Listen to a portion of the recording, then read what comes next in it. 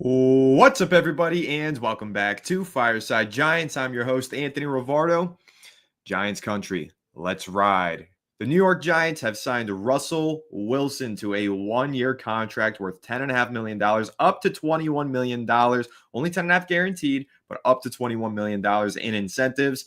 Guys, I'm really excited about this. I love this signing for the New York Giants. Obviously, they signed Jameis Winston on Friday night. We've discussed that on the channel. And Alex and I had a little bit of a debate going. Would they sign another quarterback? Would they not? Would Jameis be the bridge? Or would they bring in a veteran starter? I said they would bring in a veteran starter. That's why you all tune in to Fireside Giants. I was right about that. My analysis was spot on. And I'm super, super excited about it because I think that Russell Wilson is the best quarterback that the Giants have had in years, man. Listen.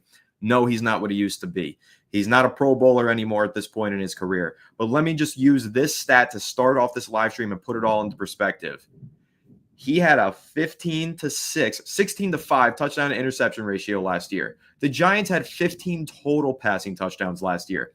Russell Wilson did that in 11 games. 16 touchdown passes in 11 games. All four of the Giants quarterbacks combined for 15 passing touchdowns last season. If you can't see how much of an upgrade this is from those stats alone, I'm excited for you to experience this season because you're going to see much better quarterback play than anything the New York Giants have experienced over the last 2 years.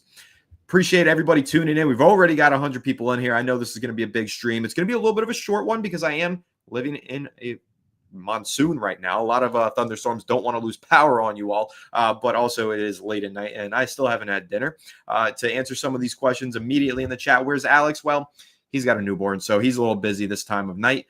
This is good news. Alex, what's up? Justin, Michael, what's up? Wilson, the culture building quarterback. Nickman C, Giants country, let's ride. Next Level Joe says Travis is a Giant. Yeah, I'll be discussing what this means for the Giants draft as well. Ultra Crimson Lotus, you were first. Appreciate you always being in here. Kyle R said, what's our opinions here, chat? Let him know. What's the opinion? How does everybody feel about this signing? Sam Fountain, good to see you. Fireplace Gaming, good to see you. It's Baz for Sev, good to see you as well. Still need a legit WR2, you said. So I'm going to go ahead and kind of just give my unfiltered take and analysis on Russell Wilson signing with the Giants, some of the thoughts that I've collected, and then, of course, dive into what it means for the New York Giants, rest of their offseason, and, of course, their plans in the upcoming NFL draft. One thing that I do want to say, the reason that I'm doing this stream so late, so much later than when Russell Wilson signed, I wanted to be on here immediately, but I was over on the Giants Collective channel. If you guys don't know about the Giants Collective channel, it's myself, The Entertainer, who I'm sure most of you know, Bad Dog, who I'm sure most of you know, and NYG Fangirl, who I'm sure a lot of you also know. So it's a great show that we have over there. We do it twice weekly on Wednesdays and Fridays. Moved it to tonight because of scheduling conflicts. Great timing. But guys, make sure you do go over there.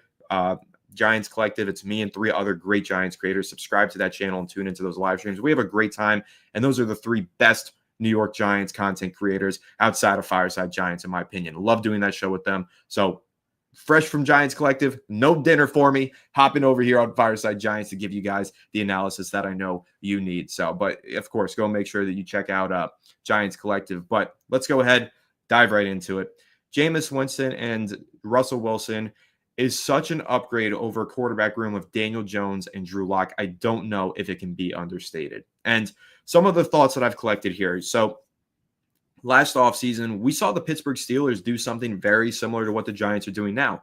They traded for Justin Fields and they signed Russell Wilson. They gave themselves 2 options. The Giants doing that as well. Signing Jameis Winston and signing Russell Wilson, giving themselves 2 options. It's kind of like you patchwork the quarterback room for a year, you try and win some games, and then maybe the following year, you make another big swing at the quarterback position. I think that's probably what the Giants are planning. Now, I wouldn't say that they're out of the market for quarterback in the draft. I definitely think they draft one at some point in the 7 rounds of the draft.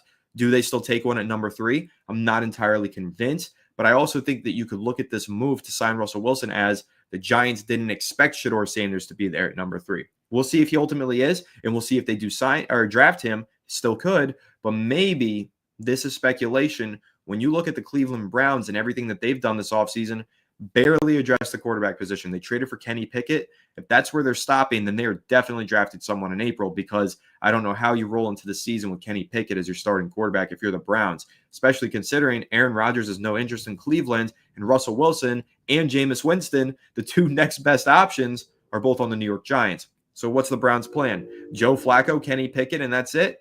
I highly doubt it. So this could be something where you take away from it. The Giants maybe heard an indicator that the Browns were looking to take a quarterback at 2. They didn't want to risk getting shafted there by those first 2 teams, the Titans and the Browns, taking quarterbacks in front of them, and then they're out of luck and don't have their own quarterback.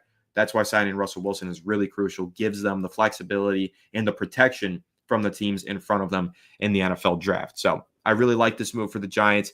I really loved the Jameis Winston contract. One thing that I want to say, though, there were some Giants fans who are confused. They were confused before the Russell Wilson signing happened, and they're still confused. Why would you sign Jameis if you were just going to sign Russ anyway? Well, for the first thing that I said, you got to protect yourself in this upcoming draft. You don't want to be out of luck and without a quarterback. The other thing that I'll say is Jameis Winston is a backup quarterback. He is not a starting quarterback, and I think everybody needs to understand that immediately. He signed a 2-year, $8 million deal. That's $4 million per season. That's less per season than what Tyrod Taylor was making 2 years ago with the Giants and what Drew Lock was making with the Giants last year. So Jameis Winston signed a backup quarterback contract.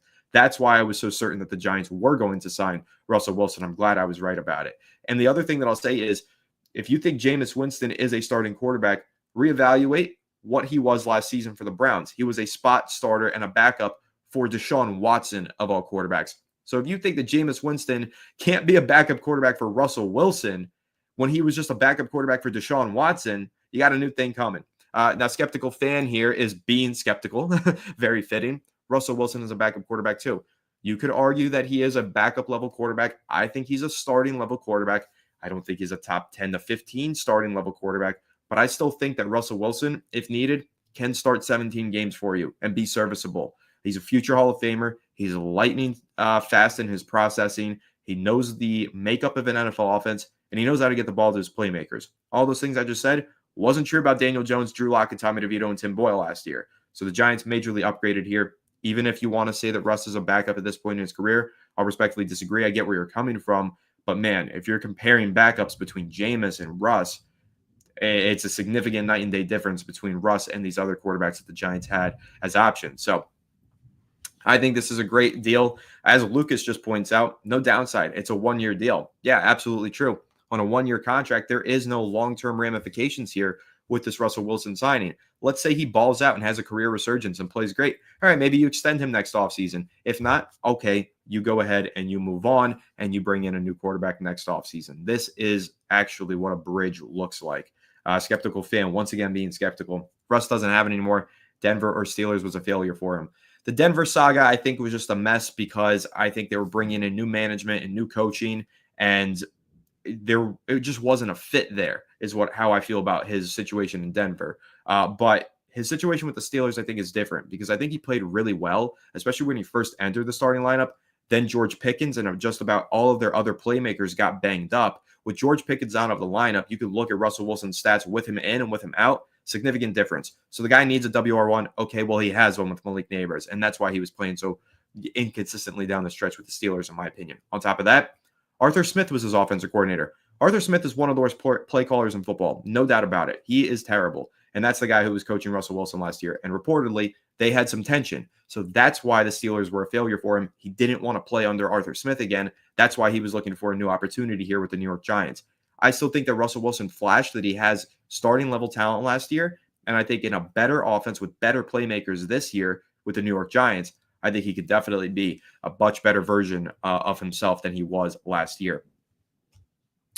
So I saw we had another question in here. Justin's asking, Anthony, based upon the decisions the Giants have made this free agency, do you see the Giants looking at next year's draft class with more talent with the unknown of this class? So this draft class is a very good draft class. Quarterback position aside, this is a strong draft class. It might not be as top-heavy as last year's class was. You don't have superstars at the top like Marv and Malik and Odunze and all these other guys who were at the top.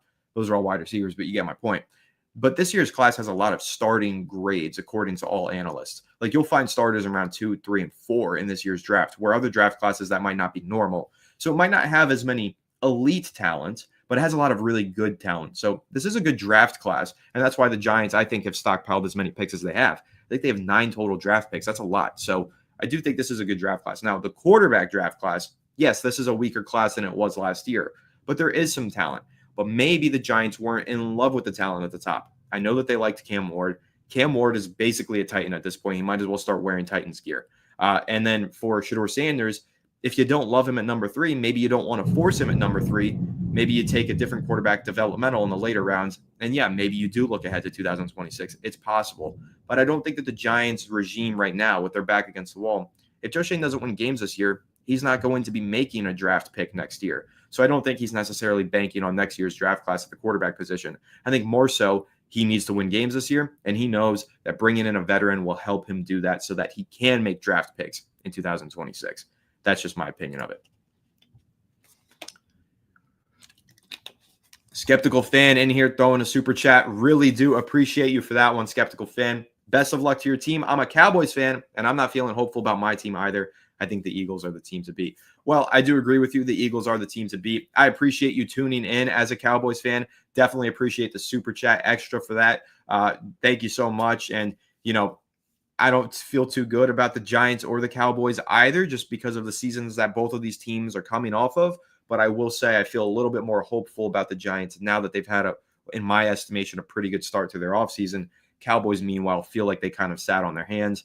I have a lot of friends who are Cowboys fans, so I get your frustration because I hear it from them. And I'm very confused by the direction that they're going in. But listen, the NFL is a year-to-year league. You never know, right? We could see two powerhouses in the NFC East like we did last year with the Eagles and the Commanders. One of them could hit a slump this year, and then all of a sudden the division's open. Like you just never know. So you got to be ready for any moment. Injuries happen, obviously, and so much changes year to year in the NFL. So we'll see. But yeah, the Eagles, Super Bowl champs, they are the team to beat in this division. But hey, if the Giants beat them even once this year, that's better than they've done the last 3 years, basically. So that would be a huge plus for Joe Schoen and company. Michael's saying, you know what, Anthony, for QB or we riot. Yes, I got the cleats. Put me out there, coach. At least give me a tryout. I got this. Just kidding. I don't think I'm tall enough to stand behind an NFL offensive line, to be completely honest with you. But I'm pretty decent on the flag football field. That much has been made apparent in my Twitter clips. Michael also says, yes, the typical Florida thunderstorm just moved to Pennsylvania, and I missed the random downpours. So I imagine you guys could hear this. It sounds really nasty. Nothing right now, but every few minutes here, I'm hearing the absolute hand-clapping thunder of God. It is super loud. So good thing it's late at night and I don't have to go outside or go anywhere. So I'm just going to go ahead and chill, talk about the Giants for another 20 minutes or so, and then relax. So yeah, the weather here is insane. Jose saying, what if we grab Travis, then come back and grab Sanders? So this is what I just said on Giants Collective. And I mentioned this like a month ago here on Fireside Giants. Was I saying it in jest? Partially. Yes, I was being a little tongue-in-cheek and sarcastic by saying it. However, it is true. At the NFL scouting combine, Shador Sanders, his perceived draft stock started to slide.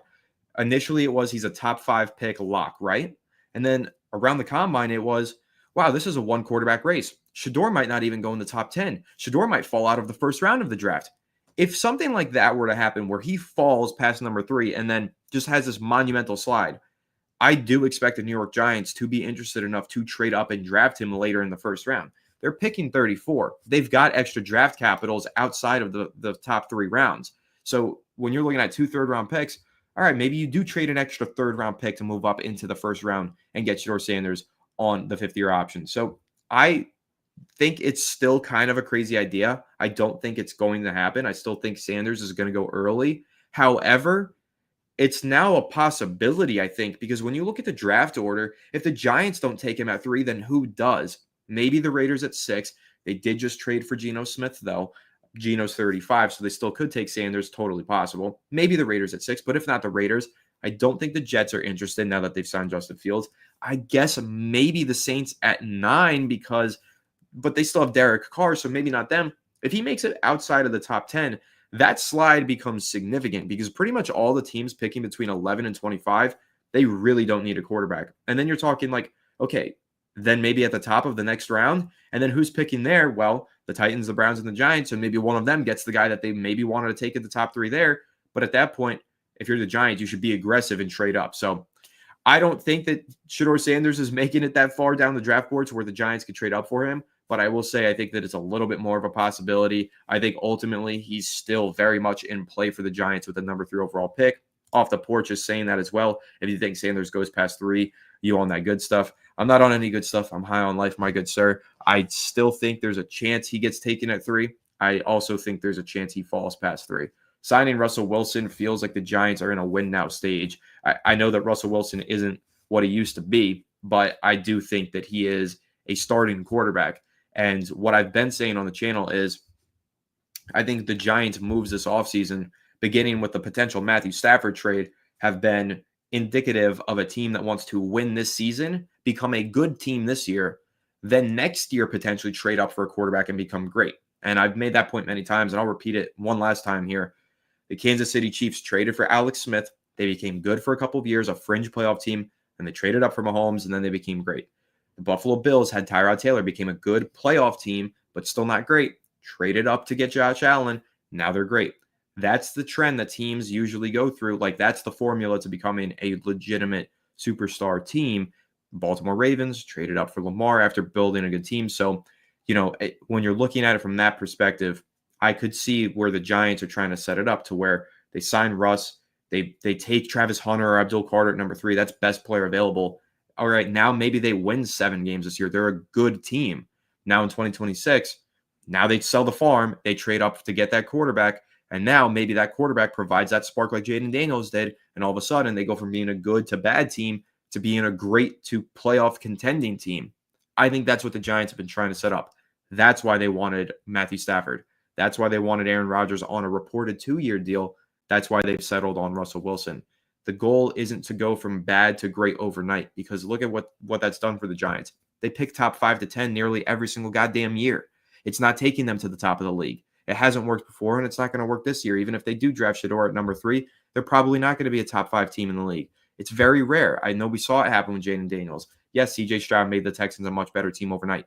Those instances are few and far between. More likely than not, you become the Jags, where you take the quarterback number 1 and you still suck. Or you become the Panthers and you expect to have this overnight sensation and yet you still suck. So the more realistic way of building a good football team is to actually build a good football team, win some games, and then trade up and get your quarterback.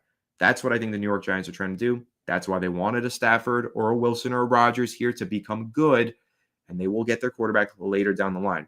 Now, that doesn't mean that they're not going to draft a quarterback this year. They still could take one at number 3. Very possible. But if they don't take one at number 3, I think it's a guarantee they take one at some point in this draft, because they need to have a long-term answer here. Russell Wilson's 36 and he's on a 1-year deal. Jameis Winston is 31 and he's on a 2-year deal. And honestly, considering the fact that he was doing press junkets for Fox Sports, I think he's eyeing retirement, which is why he's being paid so little to be a backup quarterback. The Giants need somebody who they could say, hey, he's here for a few seasons to develop. So I think they're going to draft a quarterback, whether it's at 3 or in the 3rd or 4th round, we will see, but they will draft a quarterback. Sam threw in a $5 super chat. Sam, I really do appreciate you. One of the Fireside Giants' longest tenured supporters, really. You've been here forever, Sam. Really do appreciate you tuning in. I hope that you're happy with the Russell Wilson signing. Michael saying, offseason grades so far, favorite signing so far. This might come as a surprise, but I still think my favorite signing is Jameis Winston. I just think the value of that contract, $4 million per season for Jameis Winston, coming off of a year where the Giants just paid $5 million to Drew Lock, I think that Jameis Winston is a better quarterback than Drew Lock. They're paying less for Jameis Winston. Plus, it's a 2-year deal, so they have a 2-year backup plan here at quarterback. I think he's a pretty good player, and I think the value of that contract is phenomenal. Yes, he's got the incentives. With Russell Wilson here, he probably never hits any of those incentives. So that's my favorite contract that the Giants have signed this offseason. I just think the value of that deal is tremendous. Favorite signing in terms of my favorite player that the Giants signed is Russell Wilson, because, man, I've been a huge Russell Wilson fan for a very long time. So, yes, maybe I'm a little biased in these entire conversations, but when I've always been a Giants fan my entire life. But if you asked me 10 years ago, who's your favorite player that's not on the New York Giants, my answer was Russell Wilson. I loved watching him play for Seattle. He was the man. I think he's a tremendous person, all that. So my favorite player that they signed is that. But my favorite signing pound for pound here for the New York Giants this offseason, Paulson Adebo. I think that's going to be a transformative move for the Giants defense. And the fact that he's only 25 and he's as good as he is, and he's still getting better, yeah, that's the contract. If you ask me about any of them, that one I think is going to age the best. think it's $17 million or so per year. But cornerbacks get paid a lot now. And if he continues to grow and become a better player, which I think is what the Giants are expecting for a 25-year-old, yeah, he's going to get paid a lot more on his next deal, and he's going to look like an absolute steal at that price tag. So I really like the Adebo signing. Corsier says, I'm convinced now that Travis or Abdul is a Giant. With the Super Bowl champs being in our division, bulking up our roster and getting a franchise quarterback another year is a better bet. I want Travis as a dual threat. So, you know what? I do kind of agree with you. And before I get into this question, yeah, Javon Holland was a great signing as well, guys. Really do like that. But the other ones I just like for those reasons. I'm not fully convinced that Travis or Abdul is a Giant. I still think it's a wait and see game. What I think this signing does for the Giants, it doesn't mean, okay, they're definitely going best player available. It means they could go best player available. It means that the options are now there for them. They have all the options afforded to them, which is important. That's what I said about Joe Shane last offseason that was important for him. Flexibility. The Giants gave themselves flexibility last offseason. Well, in the end, it actually ended up they put themselves in a box last offseason. This offseason, they're making it a point to give themselves flexibility. The flexibility to say, hey, we're here, we're going to draft best player available, or we're going to draft a quarterback. Doesn't matter. They can do anything that they want now, and that's very important. Good general managers make moves to open up other moves, to create options and give flexibility. So the fact that the Giants have options is great. Now, will they draft a quarterback? Who knows? It could end up being Travis or Abdul. Absolutely. And if it's either one of these guys, I'm going to be thrilled. And if it's a quarterback, I'll still probably be happy. So we'll see how it goes. I don't think anything is guaranteed right now, though. But I probably lean with you. I think it's more likely that the Giants go best player available at 3 now. And one of the reasons that I want to explain why I feel that way is if you're Joe Shane, you got to win games this year to save your job, right? Even if you don't win a ton of games, maybe 5 or 6, but you drafted the defensive rookie of the year, you could go to Joe Shane and say, or John Mara and say, hey, I know we didn't win a ton of games this year, but the team is better and it is growing. And I'm still good at drafting. I just got the defensive rookie of the year after I drafted Malik Neighbors. Like, I'm getting good players in here. The schedule was just tough. I need one more year to get that quarterback in here and go ahead and become a great team. So I think there's ways that you could sell it.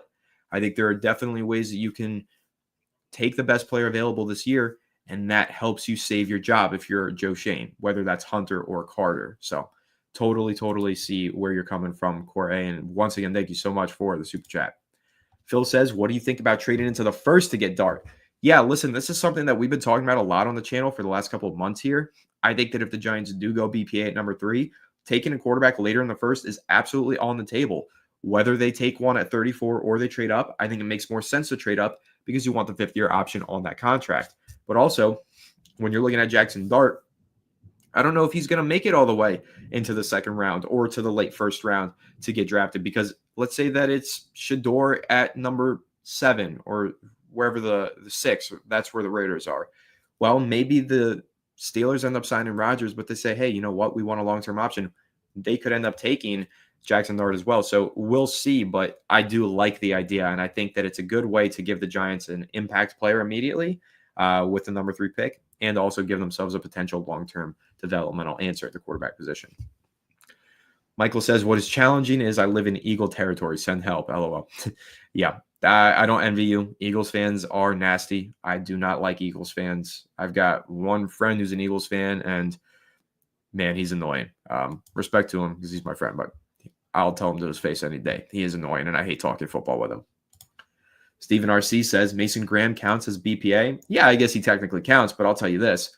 As much as I like Mason Graham as a prospect, I'm going to be a little mad if they take him over Abdul Carter or Travis Hunter, just personally speaking. He's a very good player, but he comes with more flaws and more points against him, in my opinion.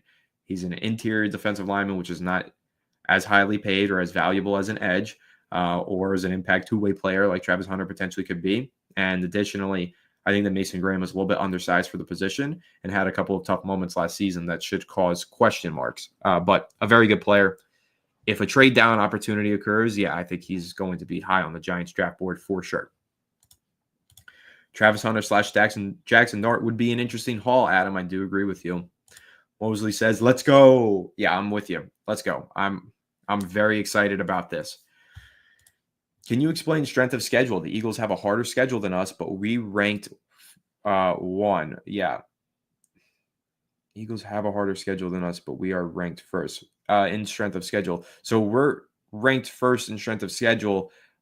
A lot of it has to do with the fact that we play the Eagles and the Commanders twice per year. So they have a high win total and percentage from last season, which gives us a higher strength of schedule. So playing in our division strengthens our schedule. Then on top of that, we're playing the entire NFC North, I believe it is, and they have a very high strength of schedule. And then the AFC division that we're facing, I think, is the AFC West. Those are some good football teams. And then I think the other divisional guys that we play in the NFC are whoever ranked in the same record as us in the division, which is fourth place. Some of them just have higher win totals than we did, even though we were in fourth place. Their fourth place win totals weren't 3 wins, it was like 6 wins. So that increases our strength of schedule. It's basically the accumulation of all of the wins for your opponents last season. But again, the NFL is a year-to-year league, so you just don't know what it's going to look like. Even though we have the highest strength of schedule, I remember in 2022, everybody said the Giants had one of the toughest strengths of schedules. We ended up going to playoffs that year, so you never know. Anthony, did you think we could have signed Russ for $5 million 1 year like the rumor said? He wanted to be a Giant since wanting out of Seattle. That's true. He has wanted to be a Giant for a very long time. And no, I think if that were the case, if the Giants could have signed him for that deal, they would have. I don't think he was ever going to be that cheap. I know that there was one rumor that said that. But, 1 year, $10 million is not that far off. That's a really cheap contract. That is a backup quarterback contract. Somebody said Russ is a backup earlier. I think it was Skeptical Fan. I mean, he's not wrong because the contract is a backup quarterback contract. And what I mean by that is last offseason, Sam Darnold signed a 1 year, $10 million deal to be the backup for the Vikings. Yes, he ended up starting games for them, but he signed a 1 year, $10 million backup quarterback deal. Russell Wilson just signed a 1 year, $10 million contract with the Giants. That's backup quarterback money. So yes, the incentives are there. He could earn up to $20 million. However, it is technically, I would say, a backup quarterback contract. So the Giants drafting a quarterback at number 3 still very much is on the table for them. That's what I'll say about it. And also what I'll say is if Giants fans feel like Russ and Winston plus a rookie at number 3 is overkill, first of all, there is no overkill when you're coming off of a year that the Giants just had with a bad quarterback play that they just had. Worst quarterback play in the NFL. You can't overkill it. Keep adding talent until you have good quarterback play is how I feel. Second of all, the Jets in 2018 actually did something very similar. They signed both Josh McCown to somewhat decent money and Teddy Bridgewater to decent money that offseason. 2 quarterbacks that were both backup/starting level quarterbacks. Then they went and drafted Sam Darnold with the number 3 overall pick anyway. So if the Giants end up signing 2 backup quarterback contracts for fringe backup/starting level players and Russ and Winston with the number 3 overall pick, there's precedence to go ahead and take a quarterback anyway. So we'll see exactly what it shakes out for the New York Giants, but I would not rule it out. It's less likely, I would say. I think it's more likely that they go best player available, but you just can't rule the quarterback out, in my opinion. Who do you need most, Hunter or Carter? Fenway Joe asked. Appreciate the comment. Who do I need most personally? I'm just a huge Travis Hunter fan, so I need Travis Hunter in a Giants uniform. Who do the Giants need most? I would say Travis Hunter because I think they really need a playmaker on offense opposite neighbors, and their secondary is still so unproven that they have no reason to stop adding talent to it. Carter, is playing at a position where the Giants do have some players. Thibodeau, maybe not what we wanted him to be, but still a good player, and Brian Burns is a great player.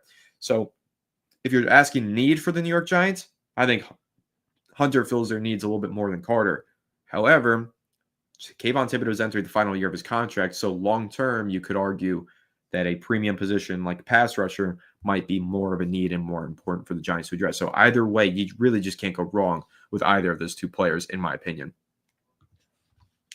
Hey, Anthony says the Giants got Russell Wilson. Did the Giants still plan on drafting a quarterback? Will they open up the season with 3 quarterbacks on the roster? Yeah, I think they'll definitely have 3 quarterbacks on the roster. The question is, who's that third? I think they will draft a quarterback. The question is when. So, like I just mentioned, the Jets did something similar, signed 2 quarterbacks in free agency, still drafted Sam Darnold, number 3 overall in 2018. I could totally see the Giants still drafting Shador Sanders number 3 overall if they love him as a prospect. If they don't love him as a prospect, I could absolutely see them taking a quarterback in the mid to late rounds. But I don't expect them to walk out of this draft class without a quarterback. They'll take one eventually. Russell Wilson's on a 1-year deal. Jameis is on a 2-year deal. They need somebody who's on a multi-year contract. Tommy DeVito's on a 1-year deal. So they could absolutely afford to keep adding talent. And I think they are going to want 3 quarterbacks on this roster, 2 veterans, Jameis and Russ, and then a young player to develop, Sanders or any of the mid-round quarterbacks. Take your pick. So, yes, I think they will open the season with 3 quarterbacks on their roster. Charles is asking, do you think it is time the Giants now go and get a right guard? Do you think they have the cap to bring in both Will Hernandez and Jedrick Wills? I think that would greatly improve the offensive line. I think Jedrick Wills signed somewhere. You'll have to double check because I think he did sign with a team. If he didn't, yeah, I do think they have the money to bring both those guys in. I think that it's $10 million this year for Russ. It's $4 million for Jameis. That's 14, and I still think the Giants had 20 to 30 left, so they have somewhere between $10 and $20 million in cap space this offseason. Plus, they can restructure or extend certain contracts to make more money if they need to. They definitely have money to sign a guard. It's just that the guard market has dried up. Will Hernandez being your best option on the guard market is not all that exciting. So I think you might see the Giants pivot and take a guard early in this year's draft instead. I don't know if that's the best option. I don't know if that's the worst option. Whatever. We'll see how that looks when we get there. But yeah, to answer your question, they do have the money to sign a guard. And now that they've gotten the quarterback domino knocked down, it could absolutely create the domino effect for them to make some more signings, including a guard. Strider asks, Anthony, now that the Giants 92 free agent quarterbacks, are the Giants still going to target a free agent right guard like Tevin Jenkins? Yeah, so just talking about that. Tevin Jenkins, though, has been signed. He signed with the Bengals, I think it was. I think he signed with the Bengals. So Tevin Jenkins is an option for the Giants. I wish he was. Would have really liked him. I think he made a lot of sense for the team, but he signed elsewhere. Mike says, Hunter kills 2 positions in 1 pick. This is a great point because, listen, if you draft him to play cornerback, let's say, and he really struggles and he looks like a bust at that position, okay, throw him over on the offensive side of the ball. He's probably going to be good there, right? So, or because of the fact that he plays both positions at the same time, he can help you on both sides of the ball. Yes, he's going to have to sub in and out. He's not going to be able to do it all the time, but he can make an impact. And I think what's really crucial is, let's say the Giants are down in the 4th quarter by 4 points and they need to score. Well, you know what? I want Travis Hunter and his playmaking run after the catchability on the field. Even though he's been playing cornerback all game, if he's got the energy, put him out there for this 4th quarter 2-minute drill. Maybe he makes the touchdown to win the game. Totally possible. So, yeah, I think he kills 2 positions with 1 need. I think it would be fantastic. I think the big takeaway here, guys, for the Giants is they either felt like they had a legitimate reason to be afraid of the Browns taking a quarterback at 2 or a team, because I think the Browns are reportedly interested in trading down. They either really feel like there's a chance they don't get a quarterback at number 3, so they protected themselves with Russell Wilson, or they don't love the quarterback at number 3, namely Shador Sanders, so they wanted to get a quarterback in here in case they didn't take one at 3. So that's my big takeaway from all this, but I'll just say I think this is a great move from a roster building standpoint.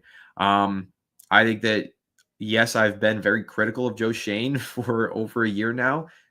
Good reason. We were 3-14 this past season, 10 straight losses, the worst in franchise history. But I'm going to give him credit. I really like what he's done this offseason.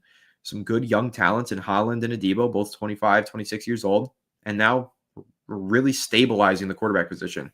Is the quarterback position just supremely better? Are we an elite team now because of it? No.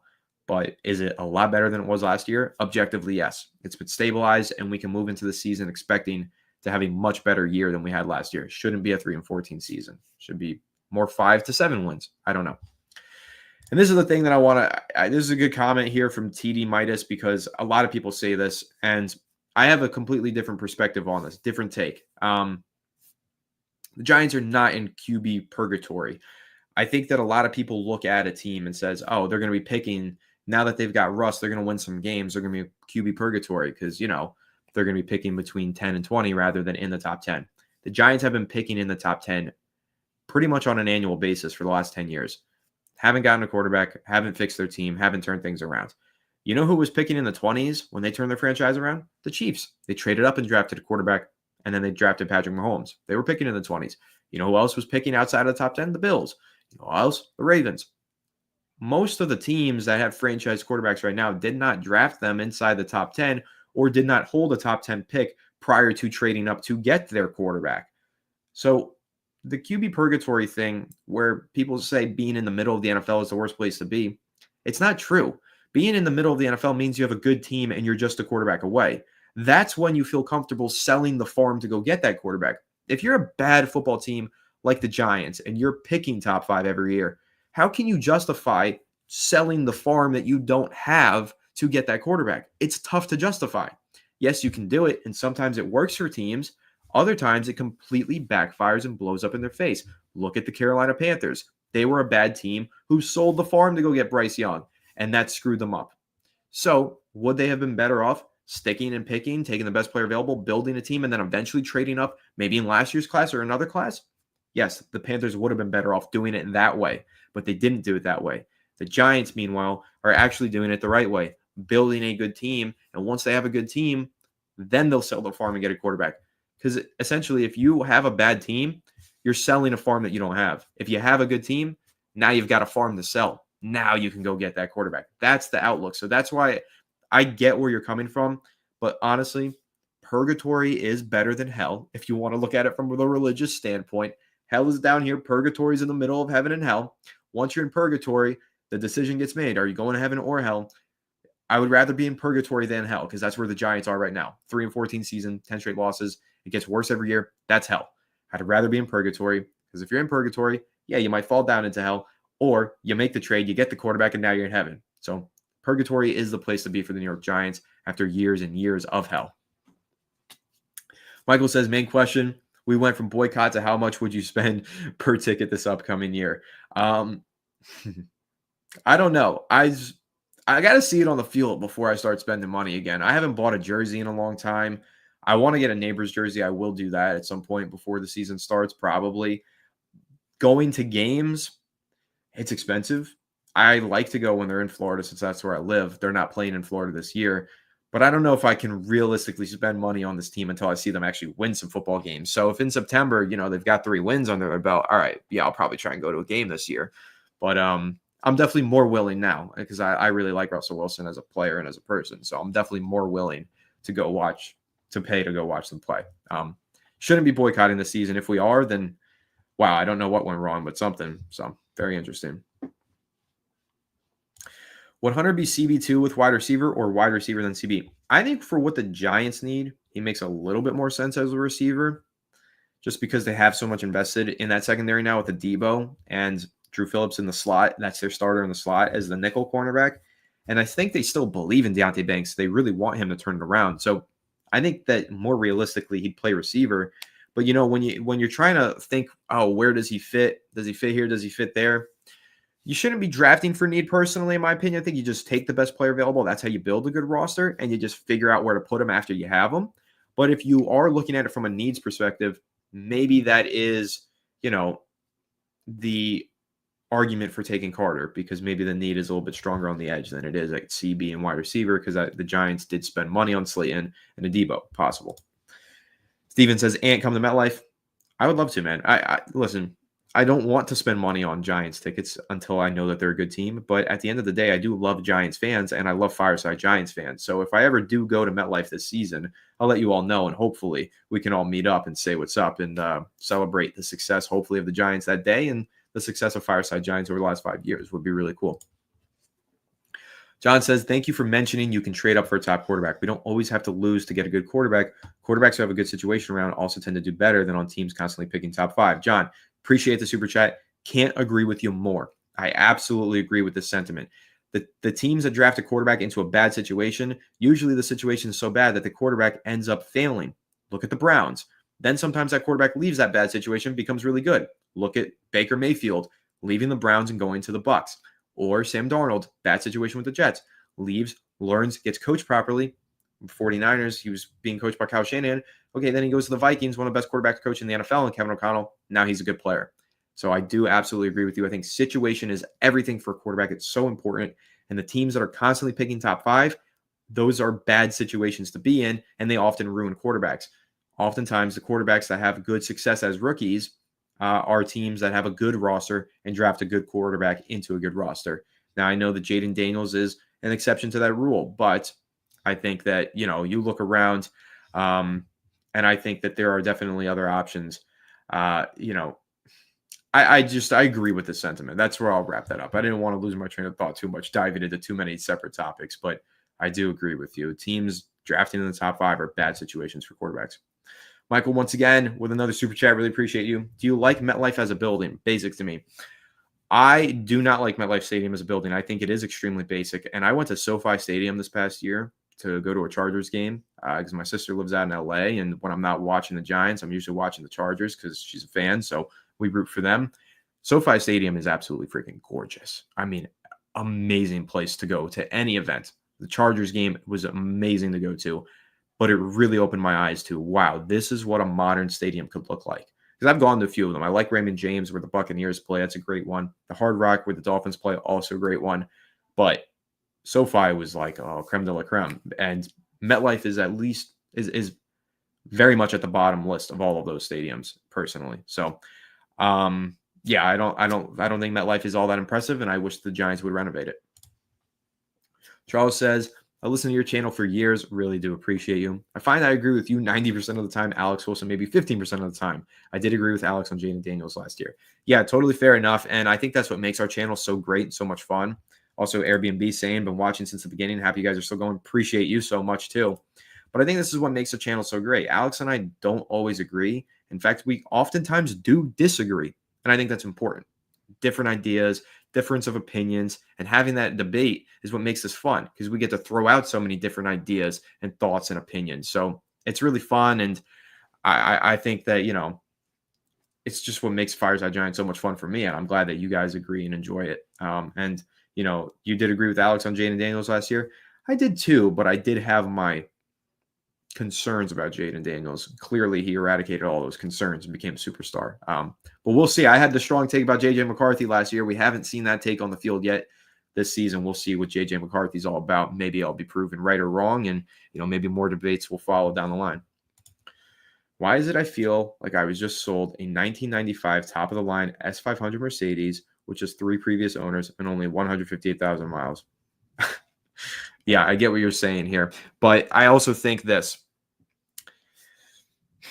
Where did you stand on Aaron Rodgers? Because if you thought Aaron Rodgers was the right signing for the Giants, I mean, he's 41 and Russell Wilson's 36. So if one of them is more likely to have a second win in their career, I would think it would be the 36-year-old over the 41-year-old. So that's also a counter argument that I would make to that. But that is a funny comment. And if you feel that way, I don't blame you. Nova says, let's ride. Strider says, Anthony, got to draft an offensive line in round 2. I feel like all for offensive lineman who's versatile, played guard and tackle, who's Samoan or Polynesian. Hope we can get him. You even talked about him. Yeah, Jonah Savanaia. We've been corrected before on the pronunciation of that. I've Googled it, and that's how it says to pronounce it on the Arizona Wildcats website. So I'm pretty sure it's Jonah Savanaia, but I do really like him, and I think he makes a lot of sense for the Giants. He's more of a round 3 projection, though. Not a lot of the guards in this class have a round 2 projection. I think more realistically, the Giants are going to go guard in round 3 if they go guard. But what I'll say is this. I just like going best player available. This is a Giants team with a lot of needs. And a lot of the times, a team with a lot of needs, just go BPA and don't draft for need, and you're better off that way. Because once you start reaching for need, you start taking players who are not immediate impact guys, and maybe they struggle as rookies. So I think BPA in round 2. And if I had to bet what the best player available is going to be in round 2, probably going to be a defensive lineman rather than an offensive lineman. But either way, would love to see the Giants address both of those positions in the draft. And you know what? Free agency is still a thing. Keep adding talent there as well, I think. Jet says, I love the content. Been a long-time viewer. Really do appreciate that. Would love to hear your thoughts on DT Derek Harmon if he were to make it to round 2. I believe that's the Oregon kid. I've read up about him. I'll watch a little bit of him. I really like him. And we're going to do more deep dives on the defensive tackles in this draft class over the next month as we approach the NFL draft. But it's Tyleik Williams out of Ohio State who I really want for the Giants in round 2. But I also like Derek Harmon and the general principle of taking a defensive lineman in round 2 because this draft class is so strong at defensive lineman, and I'm a BPA believer. So, yeah. Would you say by game 5 we know what we have? It depends if we draft a rookie quarterback or not. If we don't draft a rookie quarterback in the first round, by game 5, we probably know what we have. But if we do draft a rookie quarterback by game 5, if the Giants are really bad, we need to get that rookie quarterback in there, and then we'll know what we have. So I think it just depends on who rounds out this quarterback room. Hunter says, been watching you guys since 2020. Always enjoy listening to you. Hunter, really do appreciate it. It's amazing to me that I've been doing this for that long. 5 years of Fireside Giants. And it feels like we're really only just getting started because we've only watched one playoff berth and we haven't even watched them draft a quarterback yet in these 5 years. And now we've got Russell Wilson in here, like a legit starting quarterback. So it's been 5 years, but it feels like we're just getting started. Here's a toast to the next 5. I'm super excited for it, and I can't wait. I love doing Fireside Giants, and I'm glad that I have so many supporters. Super grateful and humbled by it. So appreciate you, Hunter, and everybody else who's listening. Cam Ward, I'm all in if we can get him. Carter or Hunter, trade down. Trade down is an interesting option that I now think is available for the Giants and wasn't before, but I still think it's unlikely. Cam Ward I love, and I would absolutely love to have him on the Giants, but I don't think it's possible. The Titans really want him. It would require a King's ransom to get him, and I don't think the Giants are in a position to make a trade like that. So I think he's a Titan. Carter or Hunter, though, I'm thrilled. Would be super happy if we got either one of them. Mike says, I want to take a running back in the 3rd round like Judkins or Henderson from Ohio State. Yeah, the guy that I really like is – who's the guy on the Jags? Is it Travis or Trevor Etienne? The other one, the brother, who's in this year's draft out of Georgia. I really like him in the 5th round. I think that's a really good value for the Giants because his film is really impressive. But yeah, the general principle of taking a running back in this class, I'm with you. It's a very strong running back class. Todd McShay said it's the best he's seen in the last 25 years. So if that's the case, then at some point when you're picking, best player available will be a running back. And if you're going BPA, which is what I always advocate for, Giants will take a running back. And I think that adding another dynamic player alongside Tyrone Tracy would be phenomenal. There's a lot of really good running backs in this class. Montega says Cam Scatabo. He's also super exciting as well. So, yeah, then, guys, Travis Etienne then. So, or Trevor. Well, you know what? I'm just going to Google it because now I've confused myself. Who am I talking about? Okay, I am talking about Trevor Etienne. That's the guy that I like for the Giants in the late rounds. The brother Travis is the one on the Jaguars. Talented brothers. But yeah, guys, I've been streaming since 7 o'clock, so I got to start winding this thing down. We did the Giants Collective live stream before this. Again, if you missed it at the beginning of this live stream, make sure you guys do go check out Giants Collective with Bad Dog, the Entertainer, and NYG Fangirl. We have a lot of fun over there, and it's a really good show. We had 1,300 people in that live stream. We had 400 at some point in this live stream. Can't tell you guys how grateful I am for that. Thank you so much for tuning into this.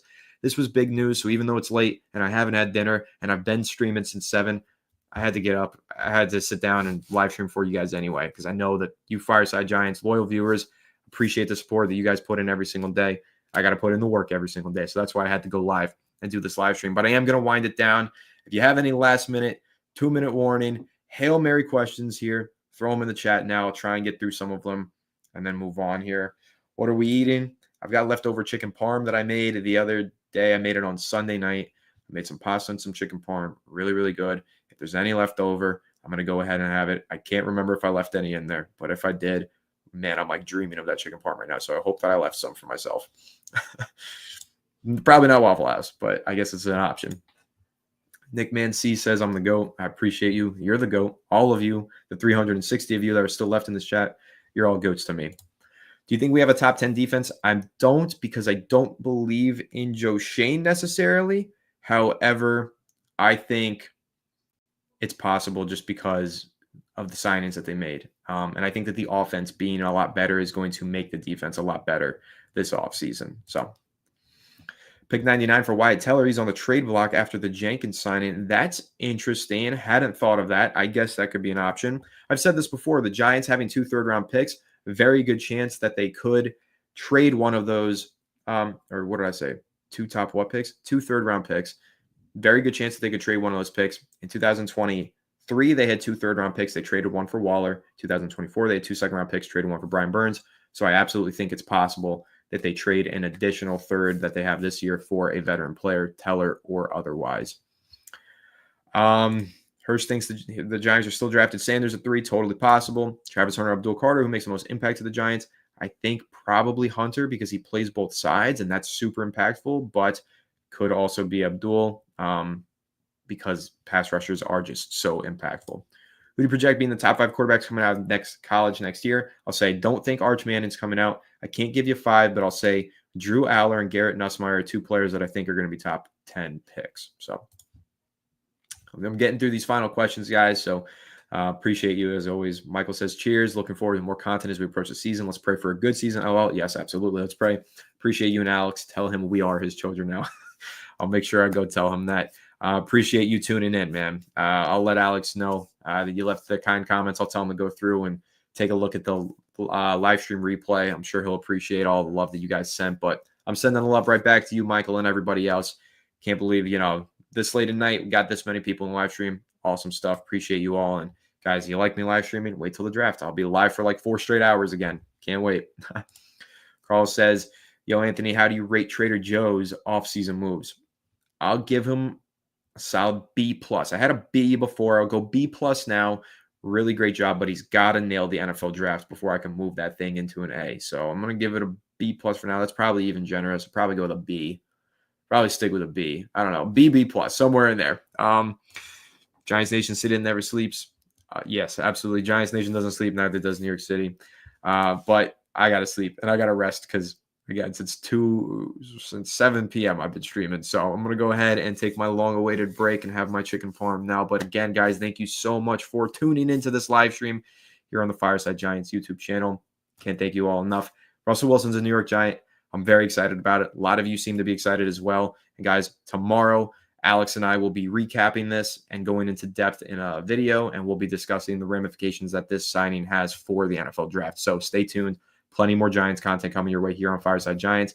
Make sure to leave a like if you enjoyed, subscribe if you're new, ring the bell so you don't miss an episode. Follow us on all of our social media channels at Fireside Giants. Without further ado, I will catch you all on the next one. Have a good one, and let's go Giants.